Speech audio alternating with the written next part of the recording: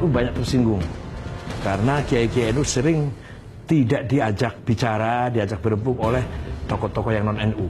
Akhirnya NU keluar dari Masyumi dan menjadi partai sendiri. Tidak tahunya Tuhan yang ngatur, tidak lama terjadi PRRI, pemberontakan PRRI yang banyak sekali tokoh-tokoh Masyumi non-NU terlibat. Seandainya NU tidak keluar dari Masyumi, ikut dibubarkan.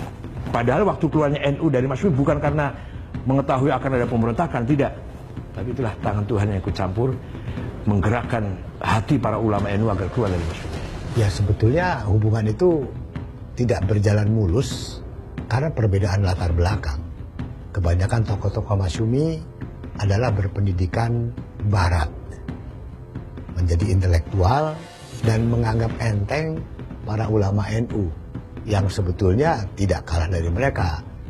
Karena adanya ketidaksesuaian pendapat dengan tokoh-tokoh dalam Masyumi, maka ulama-ulama NU mendirikan partai dan akhirnya menjadi pemenang ketiga dari pemilu. Dalam kurun itu yang menonjol adalah pemberian gelar Waliul Amri Daruri Bisyaukah kepada Presiden Soekarno yang dilandaskan dengan ketentuan-ketentuan di dalam fikih. Orang-orang yang tidak paham fikih menganggap itu upaya menjilat Bung Karno, padahal sama sekali jauh dari itu. Nah, ketika itu NU masih memperjuangkan Islam menjadi dasar negara yang dilakukan di dalam waktu 56 sampai 59 di dalam Majelis Konstituante.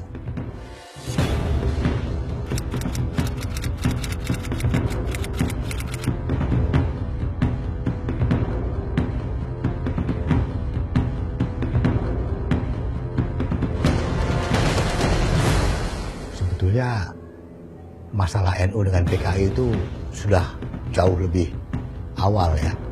Tahun 48 kan terjadi pemberontakan Madiun, di mana para kiai dari berbagai pesantren dibunuh oleh orang-orang PKI. Dan itu menjadi peristiwa yang membuat NU sangat waspada. Tidak hanya NU saya pikir, juga banyak kelompok lain termasuk TNI dan pihak-pihak non-Islam. Setelah demokrasi terpimpin, setelah kembali kepada Undang-Undang Dasar 45, posisi Bung Karno kan kembali menjadi kepala pemerintahan.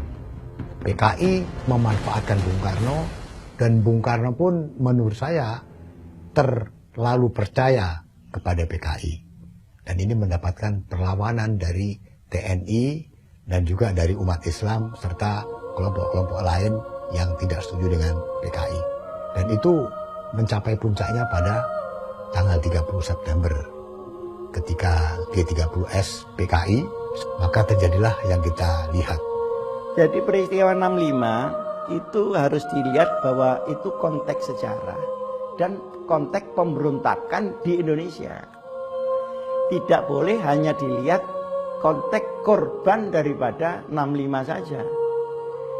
Karena adanya korban itu karena adanya pemberontakan. Itu. Dan yang di NU pun yang jadi korban juga banyak.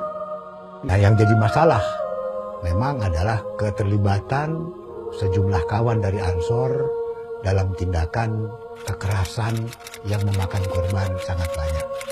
Tapi kita tidak bisa menyalahkan kawan-kawan ini karena pada saat itu kondisinya adalah perang antara membunuh atau dibunuh, dan mereka pun ditekan oleh satu kekuatan yang tidak bisa mereka lawan.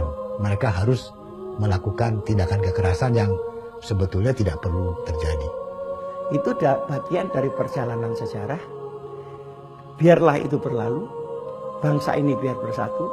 Tapi itulah, itu urusan sejarah, itu peninggalan sejarah kita nggak usah baca itu lagi.